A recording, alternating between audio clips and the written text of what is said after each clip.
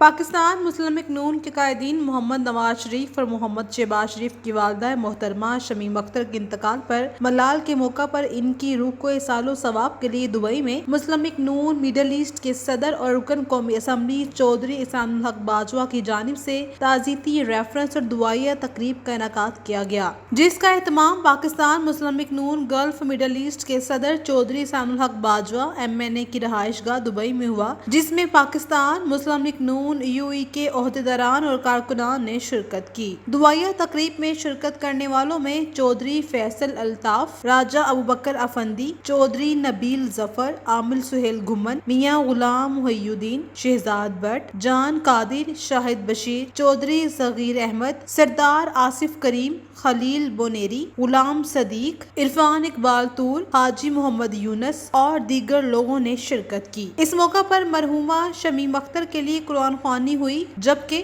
Doctor محمد اکرم شہزاد نے ماں کی اہمیت پر جامعہ تقریر کی۔ لیگی کارکنان نے مرحومہ شمیم اختر کے انتقال پر ملال کے موقع پر اپنے اپنے خیالات کا اظہار کرتے ہوئے کہا کہ مرحوم کے انتقال پر جہاں شریف خاندان کو صدمہ سے دوچار ہونا پڑا ہے، وہاں ہم بھی ان کے سنگ ہیں اور اس دکھ کو اپنا دکھ سمجھتے ہیں۔ ہم دکھ کی اس گھڑی میں نواز شریف، شہباز شریف اور خاندان کے دیگر افراد کے ساتھ ہیں۔ لیگی ارکان نے مرحومہ شمیم اختر کے انتقال پر گہرے دکھ کا اظہار کیا۔ مرحومہ کی روح کے احسان و ثواب کے لیے قرآن خوانی کے بعد اجتماعی دعا بھی کی گئی، جس میں مرحومہ کی بخشش و مغفرت کے لیے دعا کی گئی، جبکہ شریف خاندان کے لیے اظہار ہمدردی کی گئی۔ تعزیتی تقریب کے میزبان چودھری احسان الحق باجوہ نے بھی مرحومہ کے لیے دعا کی اور تعزیتی تقریب میں شامل ہونے پر تمام مہمانوں کا تہہ دل سے شکریہ ادا کیا۔ محترمہ نے جس طرح شریف فیملی کو اکٹھے رکھا اور میں سمجھتا ہوں جس طرح شریف فیملی پر مشکل وقت آتے رہے